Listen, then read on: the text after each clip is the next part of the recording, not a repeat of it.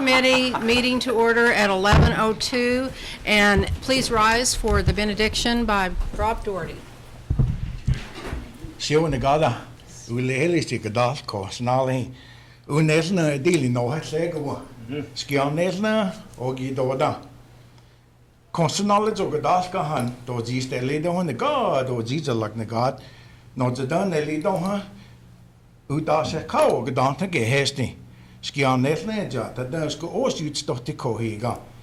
The new Disney gods do north on. They started the door hasty, they just need door hasty on their door. Oosten aan de nu niet lezen, hoe ze niet de hun heeft negada, schian net nou gedood. Negada wat ziet er lak, negada wat zie ik doe, oosten succes niet, schian net niet. Go. Well done, Rob. Thank you.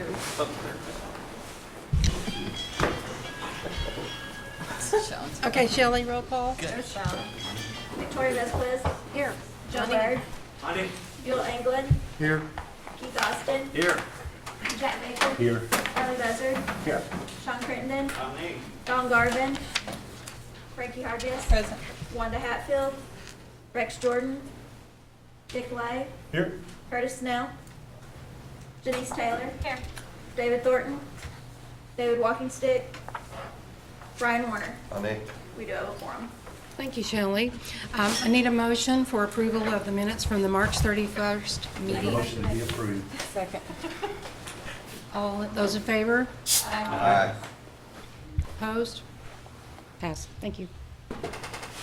All right, would like to invite our cultural tourism representative forward to tell us about that department, and I believe that would be Travis Owens. Thanks for being here. Thanks for having us. Good morning, everyone. Molly couldn't be here with you today, so you have the pleasure of me. So you should all have our report. Just want to highlight a couple of things that we've got. Travis Owens. I knew that, but. Just a couple of things that we've got going on. We are currently working, continual work on the National Capitol with an exterior lighting package that should be wrapped up at the end of this month.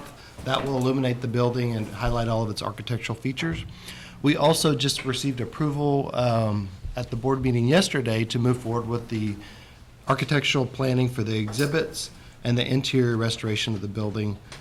So we're going to begin work on the design work on that. Good. We also are continuing on the master planning for Saline Courthouse.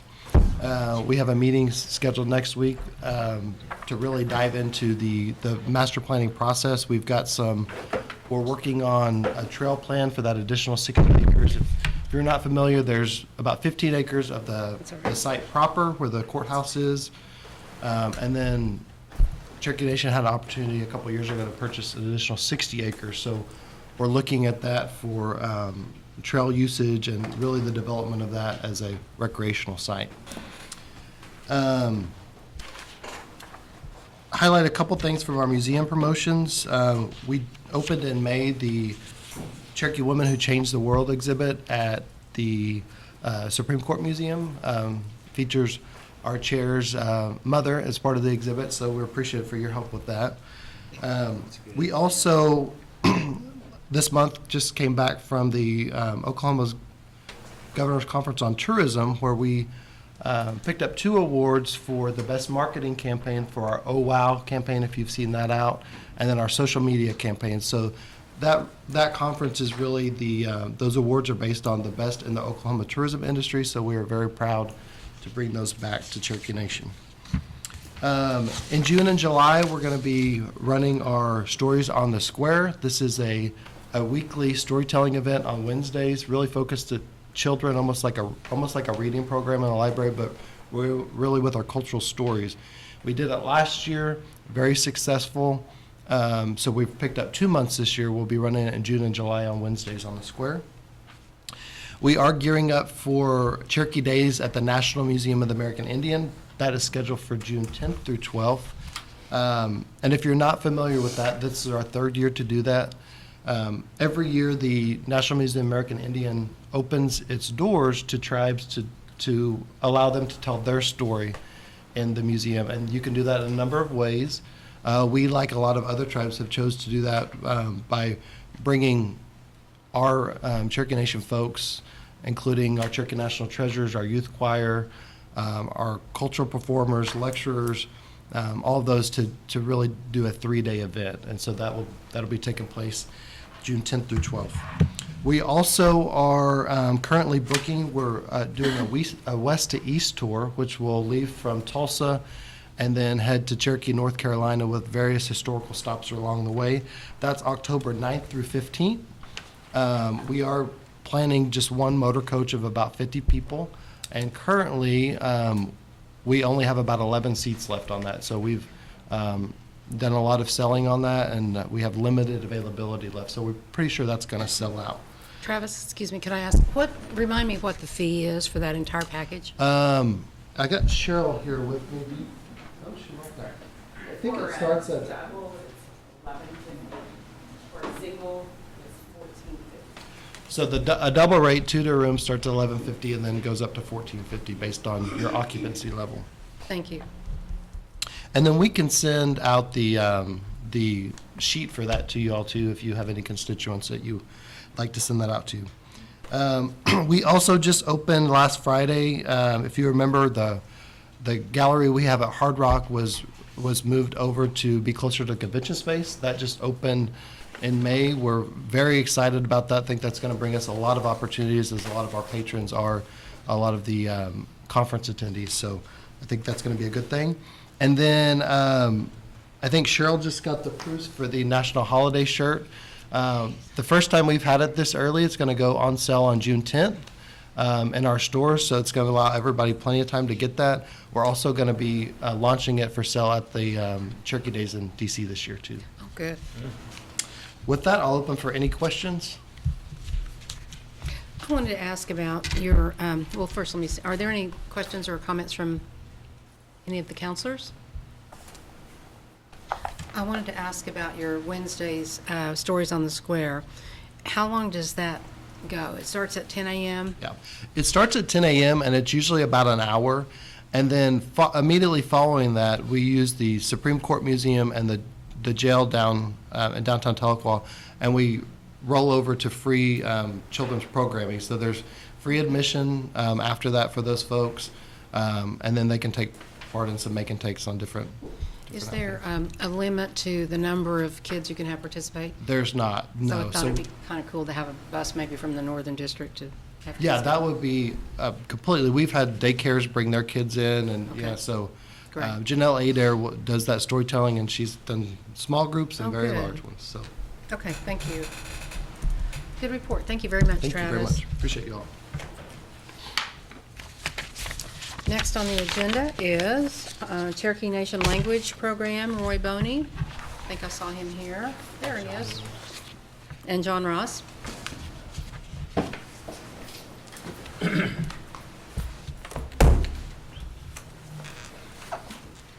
Osiyon the Karagu. Yeah. I'll start off. I'll let John have a few words here before we begin. This is Datina. Kibonise, Digi Lawig, Sio, the Gata. Galiliga together, Kohiga. In it, the Gino has the Tibonise, and Nigo Dani look on Nigelek. Ocean Yelas con, and sit Usket on Yelas con, and sit skip, Jelkaboniski, and it's a game Daska, Dini Lawig. Aisku, Utloskin Galis Quai. Ani oga taska tjodlegi oji wonisk, niga tjodlegi oji wonisk, to gilach stanele tatjon osel. Hine tralo, sinet, tagajul, ayahne, utanjun des kwasti, ogeni wonische segoi, juta nela stana ogeni no hesla, unha chueta wasku, ost juniela ni yauskene danda ne ha. Nela ginne shokke ha. Hine toka tlose chalagi ani wonisk. Josko jo yani anil uni lucha. Yuta hu nigo dige son. Sen eldi sti nigasti skon.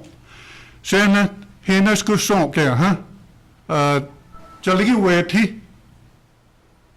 Osna nane unenersti. Unata nes chalagi ti uni wonisk na utane toli. Skinner Gacino Sigeli. what I said in Cherokee, I'll reiterate what I said. I just said the greetings to all of you, and my report is going to be about first of all, there's some people that came into our office, and they were expressing that we have a Cherokee speaker on the council, and they said that was really important. And they appreciate Joe Bird, the speaker, for being on the council. And I concur with that. And my report on the Speakers Bureau, we had 33 people that showed up.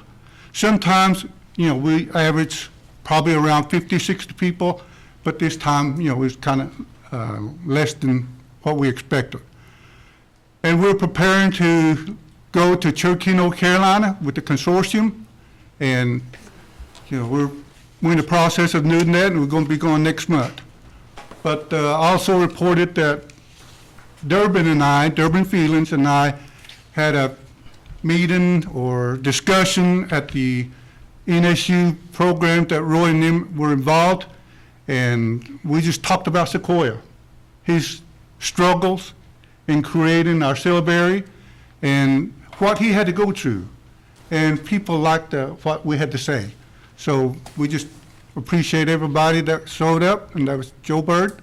He was there, made some comments, good comments, and we appreciate that, Joe. And that's my report. What And to add what John is talking about, it was part of the Intertribal Language Summit that we had in April 13th at NSU. We had a public forum and a banquet in which the translation team did a talk all in Cherokee about what John was talking about, Sequoia's history and the struggles he had with developing the syllabary and the state of the language now.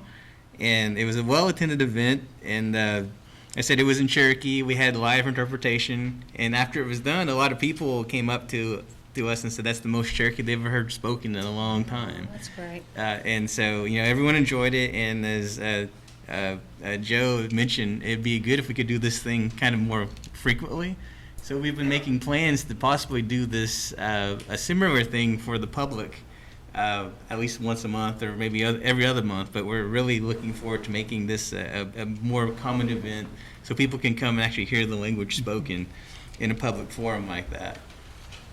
I have a few other highlights here.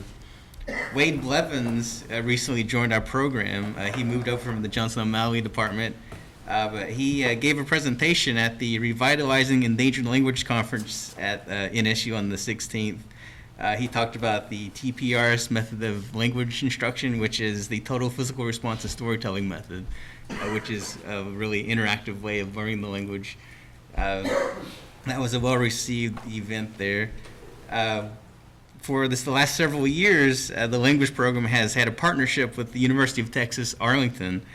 It started with Colleen Fitzgerald. She was professor down there. Her student, Samantha Cornelius, has been coming up every few months and has been working with John and David Crawler mainly on documentation of the Cherokee language, and they've recorded several hours of language material, videos and audio, which she's analyzing, and she's providing the analysis and all the content to us so we can use as we wish. So we're developing a pretty large collection of audio data there with that project.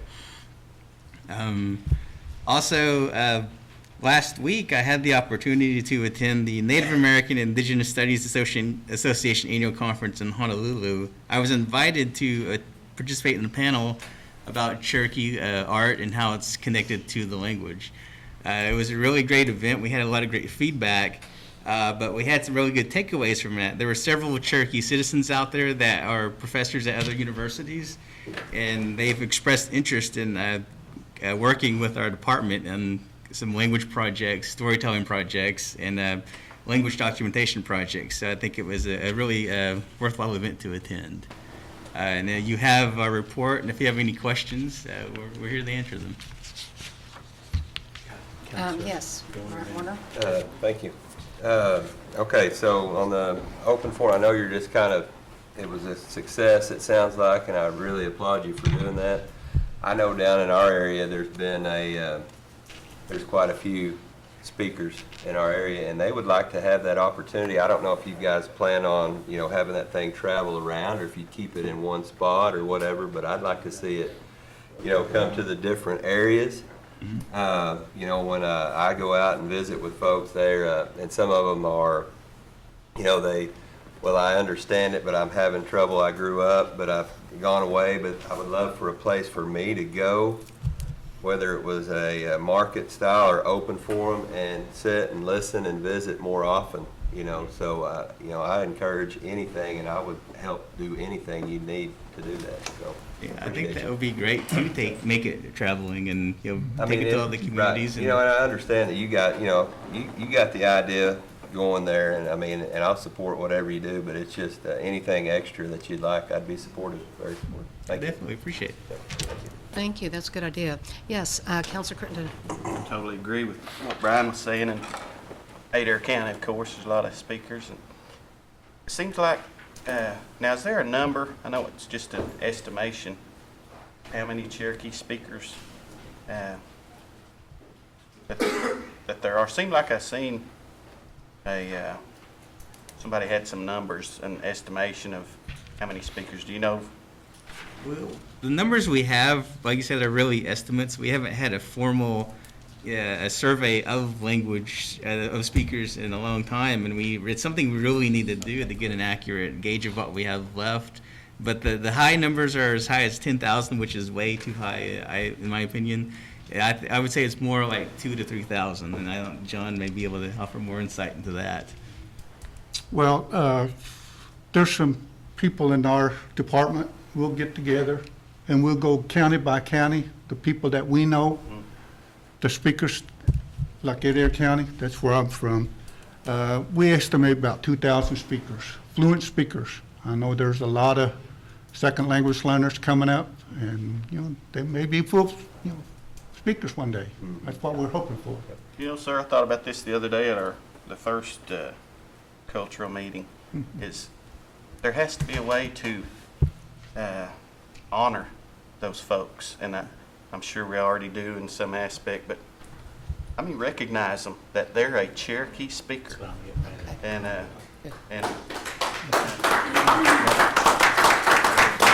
whether it be a brick or a plaque, or because that's something that may push someone that's thinking about learning or know some and would like to know more. But I'd be interested in maybe looking into that. I have a comment on that. I've been visiting with some of the people out in the communities, and when you talk about the number of speakers, it does vary from anywhere from 2,000 to 10,000. I'd say maybe 3,500 maybe at the most. But I've been visiting with Rob Daugherty and John Ross, and even contacted the historian Dwayne King. And I said, Dwayne, I've got a wild idea here. We don't really know how many speakers they are. But what I'm thinking about doing with the help of a committee is this fall, right after Labor Day. We're talking about honoring some of those people. If you want Indian people to come, you have good feed and a little bit of entertainment. So I was wanting to do something at the culture grounds and inviting all speakers to come and just see what's going to show up.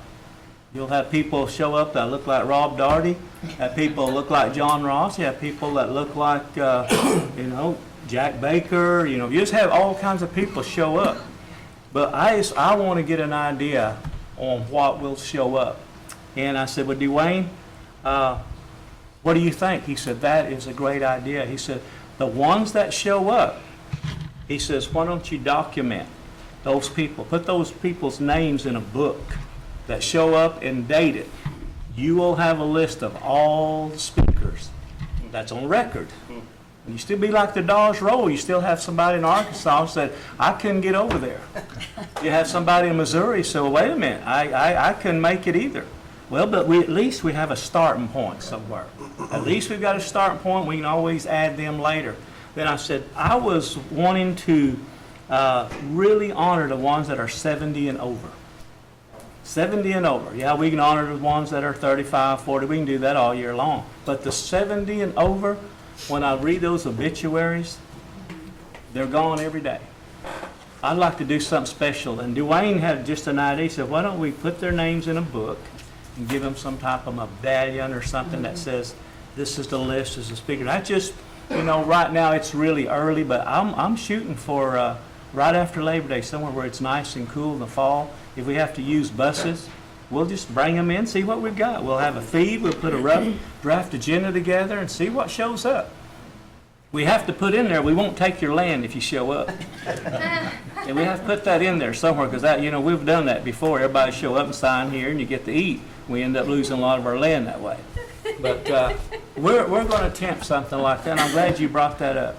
And back to that rotating, it was called a debate. It was during the Indian Symposium at Northeastern. So they had Durbin Phelan on one end, they had John Ross on the other, talking about Sequoia. It was really something to see. I experienced, so you had David Crawler interpreting, then you had Anna Six Killer. Durbin would ask a question and John would, then they'd answer here, and then John. It really wasn't a heavy debate. They weren't looking at each other like they were upset, like you do in Caucasian world. We don't do that in Cherokee world. When you're disagreeing, you just disagree. And they did that. They disagreed, but they talked about it, about Sequoias, what were the rough things that he went through, the obstacles, and it really was good.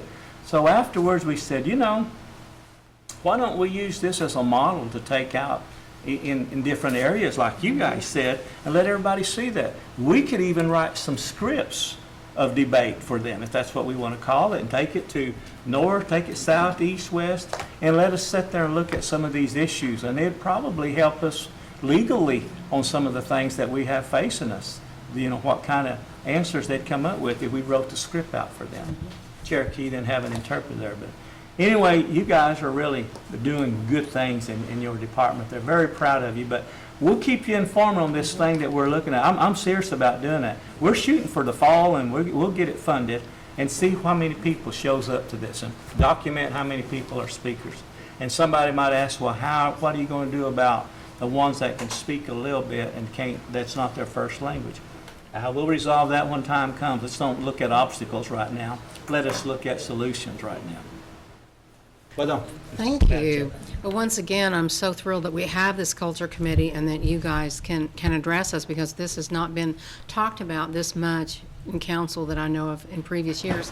And just so that the rest of you counselors know, I would be very interested in working with Joe on that project, having the music and the food, and anybody else that would like to join me, just let me know after the meeting. I think it's a great idea. Thank you all very much. Very good report. Glad to have you. Next up is Dr. Candace Teehee with our Historical Society. I did.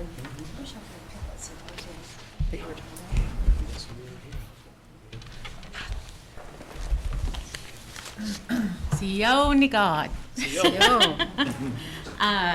Gali helega jujitoha. Well, first of all, I have to admit that I was tardy in my report. Kanan gave me ample time to get it in, gave me ample notification, and unfortunately, I know we're all busy. That's no excuse for this group with everything that everyone does. But unfortunately, I did just fail to get it in through no fault of anyone's but my own. So with that said, I'm going to give you just a brief rundown of what's been going on at the Heritage Center recently. In April, it was actually in March, we had the Trail of Tears Art Show opening reception and the CAM Youth opening reception. There were approximately 150 in attendance for that event. We had over $5,000 in sales for the two shows. Ashley Vann visited Chickasaw Nation and provided a genealogy lecture at the Three Sisters Conference to over 150 attendees. So we are very thankful and happy for that partnership with other Southeastern tribes. I have done a lot of speaking in the last month and a half, having done a lunch and learn for the Culture and Community Outreach. Also a presentation at the Northeastern State University Symposium Language Summit on using language in the home, a talk at the Gilcrease Cherokee Symposium, and a talk at the Native American and Indigenous Studies Association meeting. On Saturday, we had the gospel sing with around 275 attendees with 12 different groups singing, and we are very, very pleased that Speaker Byrd joined us for that event, and he didn't just join us, he pitched in. I heard he was slinging beans with the best of them there on the food line. So he was truly serving his constituents that day. We recently completed a photo voice project in conjunction with Tiffany Hardbarger and students from Stillwell High School. There were some beautiful photographs that were there on exhibit. It was only up for a week. It was done in collaboration with Tiffany and students from Stillwell High School, and we are very, very pleased to have been able to partner with Tiffany to offer that project. There were some really, really discerning photographs that were on display with I think some really bright promise for the future and Cherokee artists. Currently, we have the Threads of Time exhibit up, and it will be up until August 20th. We have a Southeastern Iconography lecture from Wade Blevins on June 4th. That's from 10 to 2, and I think the cost to attend is $40 per person. And you will also make a small project using Southeastern iconography that day with Wade. June 10th and 11th is the Ancestry Conference. I'm sure you, like we at the Cherokee Heritage Center on a daily basis, hear from people who say, I know I'm part Cherokee, but I can't prove it. And they have a number of different stories. They'll inquire about DNA testing and whether or not that's a legitimate avenue for pursuing citizenship. It is not. And those and several other topics will be addressed at the genealogy conference. So if you would like to attend, or if you know anyone who would like to attend, you can get in contact with me or with Jean Norris. The third quarter Cherokee National Historical Society Board meeting will take place July 15th. That's a Friday from 1:30 to 3:30 p.m. And so far, I think we're going to have it at the Cherokee Arts Center, is what we're looking at. Also, as a gift to each council member, I have brought the volume 6 of the Moravian Archives, which has been published by the Cherokee Heritage Press. We have been very grateful to Cherokee Nation for supplementing translation funding to the Moravian Archives to enable this project to happen. So I have 20 copies. This is a sample, but I do have 20 copies for each council member, chief, deputy chief, secretary, chief of staff, and also a copy for the tribal council library. And I have heard some rumors that Cherokee Nation is thinking of starting its own press. And I hope that people will remember that we have a press at the Cherokee Heritage Center, administered by the Cherokee National Historical Society, the Cherokee Heritage Press, that has been in operation for a number of years with a number of publications under its belt. So before embarking on a new adventure, maybe it would behoove the organization to further develop and invest in the one that's already existing. Sure. Yes. Wasn't aware of that. Thank you, Candace. And I had a couple of comments. Does anyone else have a comment or question first? I wanted to just state that I was happy to get to hear Dr. Candace speak at the Gilcrease Symposium, and that was one of the best things I've attended. and it was a great symposium. And thank you for all the speaking that you have done. I've noticed on Facebook and different things how you are at so many places and you're spreading good word, and you're a wonderful representative for our heritage and culture. Would you give me the dates again on that genealogy conference? Yeah, it is June 10th and 11th. It is a 2-day event, and I believe that's a Friday and Saturday. There is a cost associated with the conference. I think it is $60 for Cherokee National Historical Society members and $75 for non-historical society members. And it's going to be at the Heritage Center? No, it's actually going to be in the OCO training room. Oh, It's where it will be located.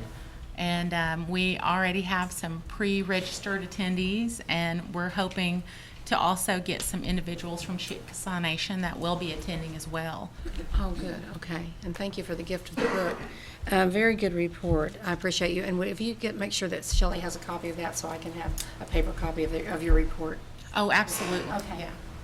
Thank you very much. I have a comment. Oh, yes, go ahead. I failed to tell the committee that the gospel singing that took place, the cost of that was around $1,300. We usually all ante up about $100 for that, Jack, to pay for that. And they don't have that in their budget, but that's about what it cost. It cost $1,300. So, committee, if you guys wouldn't mind, we were ante up. If everybody ante up a little bit, we'll take care of that cost for them at the event that took place. So, we'll cover that in executive finance. Okay, well, I appreciate And that. the print press wasn't aware of that. We'll have to ask the communication department and see what's up. I mean, we haven't heard that report yet. Okay. Well, also, I should mention that we have Cherokee National Historical Society board member Vivian Garner-Cottrell, who is also Cherokee National Treasurer, with us today. Okay. Vivian? Vivian? We can't say that to you. I'm glad she's here. Yeah, Vivian joined the board this year. She is a new addition as, I guess, was elected January of 2016. And since Vivian has joined the board, she has hit the ground running. Identifying grants, making asks for us, and also just overall being an exemplary board member. So we are so pleased to have Vivian as part of the team. Yes. Thank you, Vivian, for serving. That's a big job, and we're glad to hear that. Any other comments, questions? Good report. Oh, and I also need to thank Councilman Austin. He was such a gracious host. He invited me to tour the Will Rogers Memorial Museum and the J.M. Davis Museum, showing me all Claremore had to offer, including a fabulous restaurant. And unfortunately, I didn't try the Pamper Fried Chicken there, but it was overall a great day, and I do plan to return to visit the Birthplace Museum as well.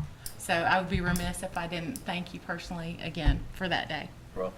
Well, you're full of good news, but Joe tells me that you all won an award that you didn't mention. Yes. Oh my gosh. Where's my head at? The Oklahoma tourism industry.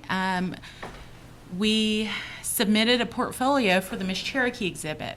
I think most of you were able to attend the Miss Cherokee reception, the opening reception.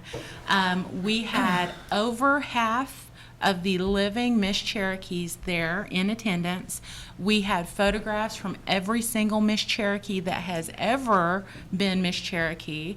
We had a great gathering. It was just a beautiful exhibit. Every single Miss Cherokee was featured, and during the compilation of that information, the curator at the time, Michael Yance, discovered that this information had never been compiled before. The list had never been compiled before. How remiss have we been to our Cherokee women that we haven't even kept a list of the Miss Cherokees? And the Oklahoma tourism industry honored us with a merit award, with a Merit Redbud Award. Counselor Bird was able to attend along with Jack Baker, Mariella Meredith, and Callie Chunastudi, our current curator, and Candace Bird, our special projects officer. Well, thank you.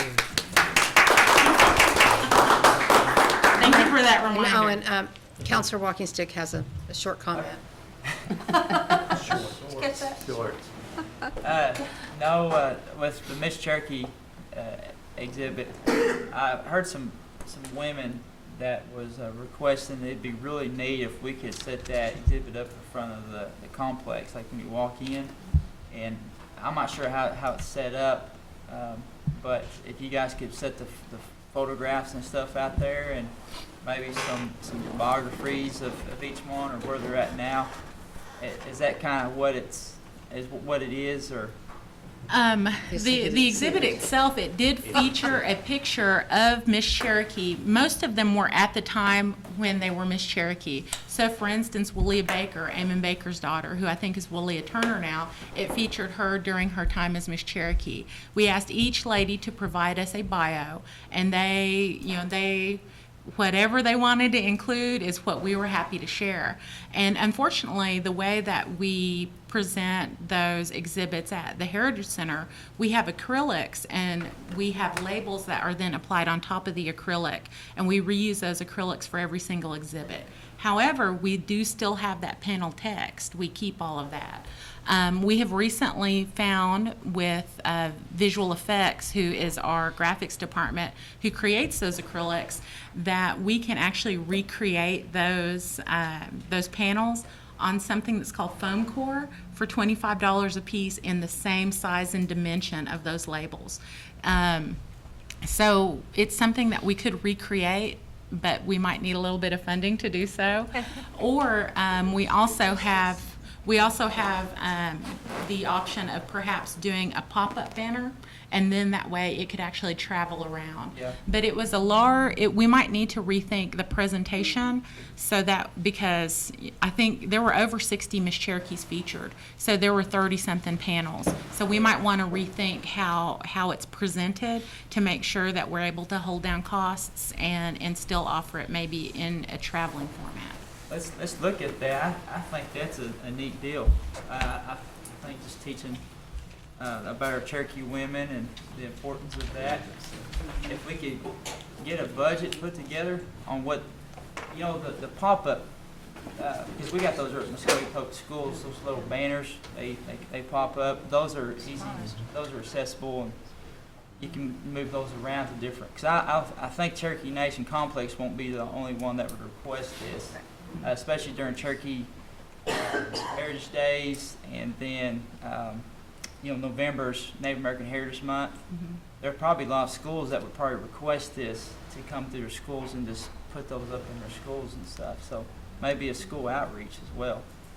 Yeah, and with schools cutting funding, that's one thing I probably should have mentioned as well. In the spring, we had several schools who canceled their school trips to the Heritage Center because of the cuts in education funding. So developing kind of a pop-up exhibit that might be able to kind of travel around would probably be very beneficial to most of our local schools. Let us know. I like that idea. Thanks, Dr. T. And does that mean you would like to donate funds? I would. Good. I sure would. I have one more comment in that regard. Is it too late to think about doing a small version of that exhibit for Cherokee Holidays? Somewhere? I will need to talk with, CMB donates marketing to us, and they help us develop our marketing materials. Our in-house exhibit stuff, we pay for out of our internal budget. But in order to kind of do a quicker turnaround time, we might need to collaborate with marketing on trying to make that happen. It was just a thought, but that would be a good start. Okay. For them. I agree. I did see the exhibit, and it's wonderful, but it's big. It's a very big exhibit, and it was beautiful. And thanks to his daughter Candace that did a lot of the research, most of the research for that. She did a significant portion of research, and we also have to thank, and I cannot recall her name, the archivist at Cherokee Nation. She's not an archivist. I can't think of her name. Michael spent a lot of time in the warehouse working with her on in gathering photos, biomaterial, news clippings, things like that. Well, that was wonderful. Thank you. And Councilor Taylor had a comment. I just wanted to tell you that in the future going forward, I hope we don't have it happen again. But if some of the schools that had to cancel their trips due to funding, and if it's a matter of paying for the bus or something like that, let the counselors in that district know. I would have been happy to pay for the bus for schools in my district to come down, because it's not that expensive, typically. And so if you would just give a heads up to the counselors in those districts, I don't know if other people would be willing to do that, but I suspect they would be. Well, and, okay, we have 6 education days a year. We have 2 in October, 2 in November, and then usually to March, sometimes March into April, like the 31st and the 1st.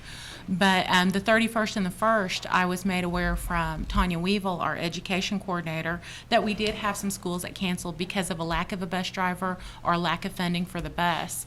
And actually, we partner with JOM on those education days events. So a number of schools, actually, JOM will pay the admission for the students, but, you know, they still need that little bit extra getting over that last obstacle to get there. So I do appreciate you making that statement, and we will probably be in contact with some of you in the upcoming school year. I think most of us would be up for I that. think so too. I can't drive a bus, but I'd be happy to We help can pay with for funding. gas. Counselor Crittenden might be able to do that for us. Speaker Burton dropped the bus. I had Okay. before. You have your CDL? Okay. Thank you, thank you, Candace. We gotta save some Good time for report. Rob. Thank you. Good report. Appreciate you. What don't? And our last report is by Rob Doherty for Community and Cultural Outreach, and Tammy, that's Tammy, right? Miller? Tammy Miller. And Donnie Saloli. Very nice to have you all here. Well, see you when the God again. See you. Before we start the report, you had a report with you, and this, I would always thank Mark, our evaluation outcomes assistant guy. He's always putting together something real fancy for us, and we like it. Yeah. And I hope you guys like it I too like as it. well. But I would, first of all, I'd like to concur in really anything that CAUTA, CCO, our department can do in furthering your suggestion, Councilman, and the speakers, bringing together the speakers, folks. Anything that we could do, we have a lot of resources at Cherokee Nation that deals with language for all of our communities. And anything that we can do, even if Speaker Byrd mentioned you have to feed them to come. We got hog cookers in our department. There we go. We got hog cookers, and we got the pots and everything, so we can do that part if y'all buy the hog meat. But anything we could do, but however, a request though, actually, Speaker, is for John Ross's and I behalf, lower that to 65. Just joking. John and I, same model here. We reached 65, but we might have to wait 5 years for that. But any attempt to do anything with our tribe, with our language, is really that's what we try to do. I might mention and thank Councilman. Last week, I spoke at a regional conference of the Native Boys and Girls Clubs, Colorado, Kansas, and Oklahoma. Quite a few number of people there at the Hard Rock. And when I was asked to provide some dancers or some entertainment, I chose not to.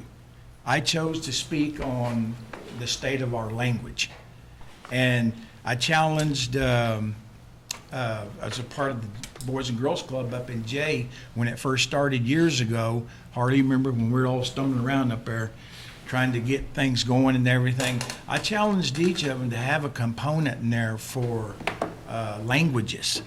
And if there's anything for the local people here in our jurisdiction area, if we can do anything again, I'm happy to obligate my language guys back there, like they don't have enough to do, but anything that we can do, because without the language, we have a question of how our culture is going to be continued and so forth. But you have your report submitted. I've asked the folks, the managers of each of the areas, to be here as well, specifically, just in case you have a question on anything specific in your respective areas, districts that you come from, and the areas that we help out with on technical and cultural and so forth. We've been really extremely busy. This is in fact, I didn't really have to, but I was going to cancel any leave because we have a big annual conference coming up next week. And all of you have received invitations, and we've received 6 RSVPs, I think, from council. So if you want to come to our banquet, it's Friday night. Please come. We'll feed you. We'll feed you good. We'll feed you good. I'm not sure what we're going to have, but it's recognizing the communities of each of your respective areas, and we have awards, and a lot of your communities in your area that you represent will be receiving awards. It would really be good. But you're invited to attend. We start Tuesday with a meet and greet Tuesday night, and we hammer it day and night all the way through. We're looking at RSVPs, Tammy, about how many? 400 total. About 400 people, and it's going to be held at Northeastern at the ballroom. We're starting Tuesday with our folks for at-large, as well as there's only going to be, I think, about 47 from the at-large. Then the rest are from here. It's the first 2 days, and actually, Donnie, can I ask you on the cultural part to come up here? Because we try to plan things out to where the at-large folks are aware of and partnering with a local from where that you folks represent. And we have a schedule. It's a full schedule. And then Donnie Squirrel heads up as you know, our cultural aspect of our department. And what we've done is they wanted to go out and do some projects in the community, so we told all 400 of them, you better be ready, or actually 47 of them that large and locals that want to join. So we have selected some projects in certain areas to do so. Sio Nagad, it's the first time I've gotten to address the committee, that I'm very, very excited to know that there is a separate committee for culture. I don't think it's any secret that culture is something I'm very passionate about. And so culture can sometimes get lost in our work, and I think it is what should drive our work. So I really appreciate y'all taking the time to be a part of the Culture Committee. I have primarily, in my 4 years, going on 5 years, been assigned to work with our at-large communities, of which there are 22 now, potentially 2 more coming on board. And in the 4 years' time, we have really made an effort to work toward this community development piece within a cultural framework. Culture meaning not just what we make, but what we do daily, how we think, how we see the world, how we solve problems, how we get together, and those sort of things. And so when we started developing the cultural piece in the community outreach, we looked at those things. And one component we've really added this year is service to your people.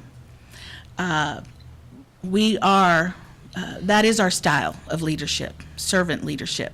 We serve each other. We help one another. And so we've really introduced that component this year in our cultural enrichment series, which leads up to the annual conference. So there's going to be 2 days of that. But we are going to start out with a volunteer project where we work with elders in Delaware County area this year. And to take our folks out that are coming in, we are paying for 24 people to come in, plus a couple of board members from the Cherokee Nation Community Association. But we have about 15 people that are self-paying to come here, and that number has increased every year as well. People wanting to come here, paying their own way to come here and be a part of what we do and learn more about our communities and make those connections to home stronger. And so we will have 2 very full days of cultural enrichment, again, where we start out with a volunteer project right at the very beginning with the mindset of serving. And then we are going to go to swim at a creek. That's cultural. We're going to go take them to see the buffalo near Leech. And then we are going to do some shopping And then on the first night, we're going to have a social dance, a social stomp dance, because as I traveled around to our at-large communities, there are a lot of questions about ceremony and spirituality. And so we're going to give them a little bit of introduction to that and answer questions. Last year we introduced that for the first time, and between the dances, of which there were about 4, we were just flocked with people wanting to know more about that. And they take these experiences back to their communities all over the country. And so this cultural enrichment piece, I believe, is changing their communities. They're developing in a way that they understand who we are just a little bit better. And those that already have the understanding of who we are, I think it's strengthened as well. And so we're going to have a focus on language as well. Ryan and Howard are going to assist with that. Last year they did, where the speakers or the attendees come in and learn the language, TPR style, as was mentioned before, where you are not taking notes learning the language. You are doing as you are learning the language. And so we hope our people leave here knowing just some basics about how to introduce one another, introduce themselves. And so that's an important piece, language. And there are speakers in our at-large communities. Not many, but I've come across them. And at this point, everyone matters, no matter where they live. At this point, everyone matters for our numbers and to hopefully increase those numbers, because we do language advocacy as well. We try to get people on board and help them, educate them, and so they understand how important this piece is to our culture as well. So we have people in our at-large communities that want to contribute in ways that increase our language numbers. We are creating advocates too. So community development piece is very strong in our cultural enrichment series. And so we end with a visit where our at-large citizens are coming out, and they're going to go to a community, possibly in your areas, to visit with people one-on-one. I think it was one of the strongest pieces last year, one that I almost skipped out on because I thought, well, now we're moving into the kata piece, and so I'm going to take a little break. But as people started introducing themselves from our at-large communities and our local community groups, one at a time, this is who I am, this is who I represent, and my people are connected to these communities. It changed the tone of our work, I think. People were able to connect in a very real way to their home here. And we had our people here at the local level step up and say, come see us. Come see us more often. You won't want to leave. And that's cultural. So when I talk about culture, that's what I'm talking about, that it is just the center of who we are and that we are able to share that. And so that's what we bring to this community leadership conference, that there is the cultural enrichment series. Everyone here is invited to attend any piece of that. If you want to go swimming with us and eat sandwiches in Kenwood, you're welcome to do that. If you want to come in, sit in on the language piece and participate, you're welcome to do that as well. We would love to have you. And so those are the 2 days leading up to the actual conference, of which is pretty spectacular as well. So. Any questions? Thank you very much for that, Donnie. Once again, it reminds me how I wish we could clone ourselves so that I could come and swim in the creek with you guys. And it's not a one-time thing. We'll be there all summer. Make sure Ryan and Howard doesn't wear their cutoffs. I know. Yeah, that's the Cherokee bathing suit. That's the official Cherokee bathing suit, the cutoffs, the Link t-shirt. required too. Yeah. Boy. Yes, that's right. Anyone have any questions or I have a comments for Donnie? comment. Hey, we're going to need some help with the list, as many as we can come up with of these Cherokees that I mentioned earlier. We're going to have that gathering. Yes. We'll call it a summit or something, whatever it takes. But we'll need addresses and names and see how many of these we can all come together with and see what we have. Yes. And I want a nice invitation to these Absolutely. people. I mean, it's got to be special. Yeah, When absolutely. somebody from Washington DC comes, you see how sometimes how we lay out the red carpet? Yeah. We'll give them the nicest reception and pick them up at the airport. Now, elders come in, they're walking around looking to see what office they go into. Somehow we gotta get our Right. priorities straight here. Absolutely. We The can, we elders can are make the it a VIPs. special event and we can all be involved. I appreciate any help, Candace's department can give, John Ross and you guys' department, we'll make it work and it'll be fun to do this. Yeah, I think so, and I like the idea of a summit because we want to celebrate, but we also, a summit brings people together to address a problem or problems. And so I think it's very important. I think it's time. Okay, well done. Thank you.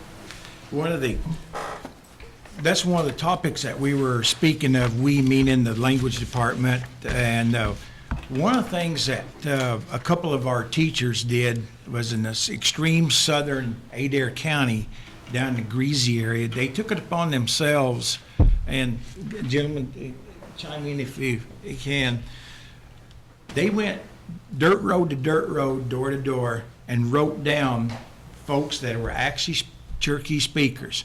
So Mr. Ross mentioned that earlier. We need to do that. If we're after a grant, they want to know how many speakers we have left. We can't continue saying 10,000.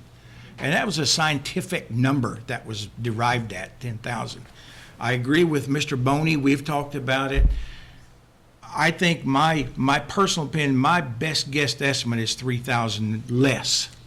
And all of us who are speakers agree with that, pretty much, that it's about from 2,700 somewhere.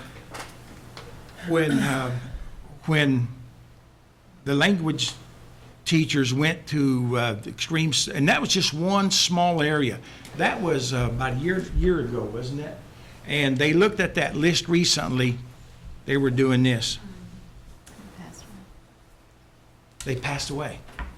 And so we're experiencing that. And I really think Councilman Buzzard's area, over in the Uchi area on the west side, Delaware County, all the way, I think we'll probably do the same thing because we've lost a lot of people recently.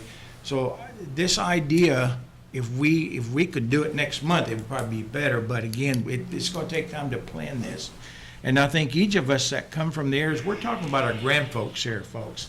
And we've talked about, a couple of you council people have called and just sat down and had a good discussion that we're trying to do something to keep something alive that a couple of council members experienced when they were young kids talking to their grandma and grandpa and mom and dad. We're not getting to that point anymore. So any effort that we make, that anything, I don't care what it is, if any effort we make in that direction, a positive direction, identifying and actually doing something with our speakers. Like I said, in a consortium, every one of us speakers ought to have a marshal service escort us home. I think they're that important. And Councilman Speaker Byrd was talking about that here a while back, and I saw where the Lakota Nation up in South Dakota did the same thing. They gathered all of their Lakota speakers and recognized them at a huge community event in Pine Ridge, and Rosebud and Pine Ridge both. And each one of them got a star quilt. I think our speakers, I think I could speak on their behalf. I think a buffet would do us good. But each of those, they were recognized for continuing something. And Howard mentioned that here I am getting paid to continue something that someone in his family 2 generations ago were physically being beaten for speaking that language. So it's really come around, and anything that we could do in language, certainly call on us. I think I can speak on behalf of our entire department, because that's our thrust, because we're passionate about it, and that's our job. Not only our job, we consider it our responsibility. So anything that we can do, if folks call on us. I've gotten some calls for language classes in certain areas, and then what we can do, what we can. Then also chime in, Mr. Boney, on that as well too. But it's something it's understood, and I think it's among all of us that we're at that stage where we need to press that red button. We got to do something. So the report, one thing I would like to, again, is please come to our annual conference. We'll feed you. You'll get to see some of your communities where you're from there. You'll get to see some of the at-large. We have a gentleman that's going to be our speaker, a gentleman named Chance Rush. He's going to be our speaker on that Friday, the first day at Northeastern.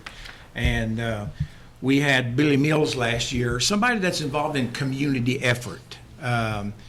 And that's who we try to get. So we're doing as much as we can. And it's a packed, I think we have, I can't remember how many presenters that we have. It's a 30-some presenters, and they all come at their cost for the majority of them.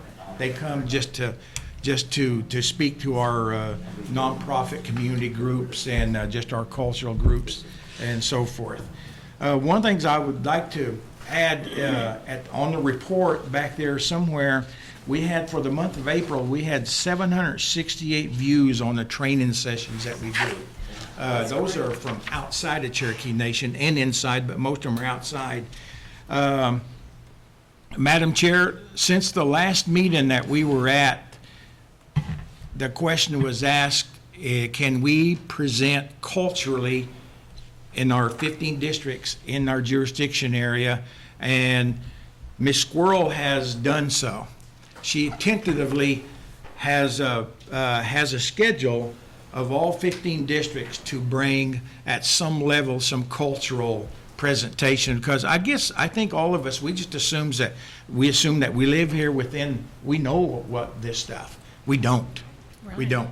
And that's everything from anything that you can do in terms of arts and crafts to more academic, more presentation type historical language and history and so forth. So we're preparing that, and I've challenged the department to do so, and this is kind of the tentative schedule. It's really tentative because what we need to do is we need to get together one of our groups that will host this, and of course we'll do the food and stuff to get them there. But coming to you starting very quickly in your districts and your areas and your communities will be presentations by our staff with cultural presentations. Thank you. I think that's a great thing, because I, for one, know that in my South Coffeyville community, we have a very active group, and they would be more than thrilled to host that. They're always hungry for Yes, I gather. And by the way, we're, as much as possible, we're going to use our national treasures for this. Oh, good. So That's even better. Thank you. Yes, we have some people that want to make comments. Councilor Buzzard? Yes, just a couple of things here, Rob. First of all, on the Boys and Girls Club, I think that's a good initiative to start that in there, because those are all young kids Yes. that go there, and we give a lot of money to the Boys and Girls Club throughout our jurisdictional boundaries. So I think we need to have a little say on what goes on some of these things, and not only the Boys and Girls Club, but anything else that we contribute dollars to. The other thing is, could you send us a copy of that flyer that you had, or email it? I'd like to have it. I don't know if the rest of the council members would like to have Sure. it or not. Sure. Then also, Donnie, I'd like to have a copy of your agenda. I would too. And then, I know you haven't got to where these district meetings are going to be yet, but you'll send those to us as well. And then the other thing I just want to bring to this committee and bring to Rob's CCO organization is the state of Washington passed a law to their legislators that they teach more in education in their school system. It's student legislation, and they passed that act in Washington. I think they had 29 tribes in the state of Washington. And actually, some of those tribes are starting to do it, and the school systems are starting to do it now, too. But years ago, I was on the Oklahoma Indian Commission Affairs out of Oklahoma City. I was an alternate there. And we talked about that, because we brought up the fact that there's not much Indian history taught in Oklahoma history. Very little, probably a paragraph or two. And I made the suggestion that we try to go back and redo some of those books, but it never took off from there. But I think it's time that we start to press our legislatures to get this back into the school system in Oklahoma history, to teach more Indian culture and more Indian history. It's not in there. We give millions of dollars, or thousands of dollars to the state of Oklahoma, so we ought to be dictating where some of our dollars to be spent. It's just kind of like the money that we give to our school systems now through the tag agency. We have no control over it. It goes there and they can spend it to buy anything they want. So we had a program at one time where we did dictate some culture where it had to be spent, but we changed that, or the council changed that. But I think if we're going to give millions of dollars and thousands of dollars, we ought to have a little bit of say on where some of our dollars are going to go. So I just want to plant that seed about lobbying our state legislature to start putting more culture into our history courses in our school system. If Washington State can do it, and we have a lot more tribes in Oklahoma, I don't know why we couldn't start lobbying for that now. So if we don't start, it's never going to get in there. So I just want to bring that to the attention of everybody that, we have other tribes in the United States that are doing it, and here we're one of the largest tribes in the United States. You could have some influence on this stuff. And we probably have more representation in Oklahoma City than most tribes do in their capital. Exactly right. And it was brought up. When they used to have the Oklahoma Indian Commission, it was brought up because I was there as an alternate. But now that the governor's changed it, where we have one member that serves the Indian people, I think it's just got lost by the wayside. So I think it's something we need to think about and keep on the back burner so we can get more of this stuff into our school system. But I'm happy to hear that you say that you did bring this initiative up to the Boys and Girls Club, but we do contribute a lot of money to those people. But thank you for that. The immediate response I got a day after that from the person up in Jay, and he said yes. He said we will accommodate. And I work really close trying to help that system out because everybody's struggling with dollars. Our school systems are struggling, and you're going to see Boys and Girls Club in the community start to pick up because these kids are going to be home alone. They're going to be sitting at the house on a Friday if they go to a 4-day week. So Boys and Girls Club can help out a lot. So anyway, thank you for your service. Thank you for those comments. Thank you, Councilor Buzzard. And I think we should move that to the front burner and not put it on the back burner about I agree. education. I believe Councilor Hargis was next.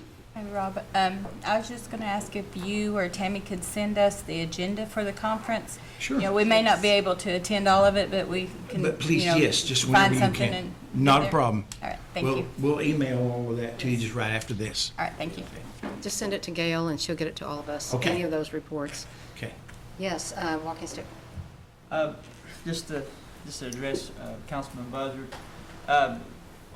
we sit on the Oklahoma Advisory Council for Indian Education, and they've worked really hard with Cherokee Nation on putting culture in our state lesson plans and the Oklahoma academic standards. And thanks to the Cherokee Nation on that help. And matter of fact, Dwight Pickering's going to be here, the state director of Indian Education. He's at the restaurant right now, but he'll be here a little later if you guys want to ask him about the implementation on putting culture in our lesson plans. Thank you. Thank you. Councilor Warner? Yes, ma'am. Thank you. I've got we're talking, the squirrel was talking community and culture. I recently spoke with one group in my district, and I've been around this area for a long time, but there is a sense of brokenness there. And I spoke to the school recently. When I think of this area, I think of community and family, and I mentioned that, and within there you have friendship, and I can think of a million reasons why you make those friendships, and we have these families. But I also mentioned to them, I can't think of one reason why you wouldn't try to mend the broken that some of these communities have. And I think it comes to a point where we've lost some elders that were leaders. The ones that have come up, they haven't forgotten what was taught to them, but they've kind of lost their way along that path. And then we have some that are coming up, and a couple of them are in the groups with you guys, what things that you're doing. And they had a meeting. I'm on a little committee for their school, and they had a meeting today, and I came to this one for one particular reason, because I've got an elder. He is from Delaware County, but he now lives in this community. And him and I have become, we're friends, but on a really spiritual level. He's really deep, and he's a really good individual, and he's been going around. He's kind of a liaison for this community for me. And they've went and started asking people what would they like to see, and it sparked up something when I mentioned community and family. What do they not do that they used to do? And People have mentioned traditional games, food, swimming in the creek. There's a bluff hole right down the way from the school there, and doing some of these things. And I need help to, if I've told them before, when I got into this office, I didn't know there was probably multiple reasons and things that I wanted to do. But one of the things that's come up to the forefront for me is to, if I do nothing else, but I help mend this community back together, I would consider it successful in my 4 years. And that's one of my main, because it touches so many people. I can't, there's a group doing good things on top of the hill, but I can't get them to come down and help those on the bottom of the hill because of past, you know. And I said, well, I mean, the history of that is important, but yet more important is what are we going to do in the future to help this. And I need some help, and I think we've got some good things going. We've got some good young leaders. We've got some that they think they're good leaders, but yet they've lost the way. The gentleman mentioned to me the other day, he went to Oak School, and he said, well, I played basketball, but the coach got us out, and he talked to us before we ever blew the whistle to go play, and we learned a life lesson, and we did all these things. He goes, I don't want to just have the traditional games, but we set these kids down, or these adults, and give them a story about why we do things and what we do before we go play, you know, and then meet up at the end and do something for the elders. And I thought, man, this is a wonderful idea. And this is what I spoke about when I was on and campaigning and stuff, is to get the people to rise up together and help me lead. They're all leaders in their own, they live in that area and they know what they need. So I've got a community, and it's really heartfelt. This gentleman comes up and visits me at the college all the time, and it's really, really important. And that's why I came specifically to make sure I was here today to visit with you guys about, because I'm willing to step out there and help them do what they need to do. But ultimately, they hold the key in their hands. And with all of us together, we can help them do that, because they could be a strong community. They could be a thriving. There's a school there. But if we don't help out, then we're losing kids to other schools and things. But I think we can, they're meeting today with the superintendent to see what we can possibly do on the school grounds, and that's a good meeting place to do other things. So I'm going to be contacting. I just wanted to make sure that I got that out there, and that it's really, really important to me, and I love everything that you're doing. And it seems like divine intervention's taking place here. You've got dates, you've got things, you've already got agendas. Some of the things they're talking about are some of the same things that we're already doing, and I think we can really help mend this community in a great way. So I appreciate you. Anytime through the local communities in your area and through our office, just holler at us. Right. We'd be glad to help you out. They're a strong Cherokee community, and it's you know, it's disheartening to see some of the things, but yet the spirit is still there, you know, and with some of them it's really strong, and some of them are young, some of them are older. While I've got the gentleman that's been helping me, his health is not real good, you know, so I mean, it's like time is of the essence here, you know, so I appreciate you. Thank you. Thank you, Councilor Warner, and I'd like thank you. to publicly say, in line with the councilman, what he's saying about the communities, I've had several calls within the last month and a half. I'd like to say Councilman Lay, Councilman Austin, Councilman Jordan, Councilman Snell. Call us, keep calling us. If there's anything, an issue that we can help with a group or an individual somewhere, call us. So I'd like to thank you folks that did call us, and call us. We'll try to do what we can, and if we can't, we just say, hey, we can't do that, but we think somebody else can. That doesn't fall within what we do, but we'll try to find a way. And Donnie is always saying, with everything that we do, find a way. And whether directly or indirectly, if we get involved, we'll try to help out. So those folks that we assisted somehow, hopefully everything turned out, that, you know, the meetings were some of the people up there in your area up there. And then anytime you can call on any of us, please do so, and we invite that. But we really want you to come to our conference to see how it kind of kicks. I'll do my best. Thank you Go very ahead much. and VIP me. We are running behind, so thank you very much. Wonderful You're welcome. report, and we can talk to any of you after, I hope. And I need to move on. Eduardo, Good report. very good reports, and I'm excited about the interest from both sides. We have no old business, no new business. Are there any announcements from anyone? Yes, Kingfisher reunions this weekend. where is You it? guys, way out in the woods in Louisville. That's helpful. North of town. If you can find it, you're invited. Yeah. And our next meeting is tentatively scheduled for Thursday, July 28th at 11 a.m. Motion for adjournment? So moved. Meeting adjourned. Thank you all.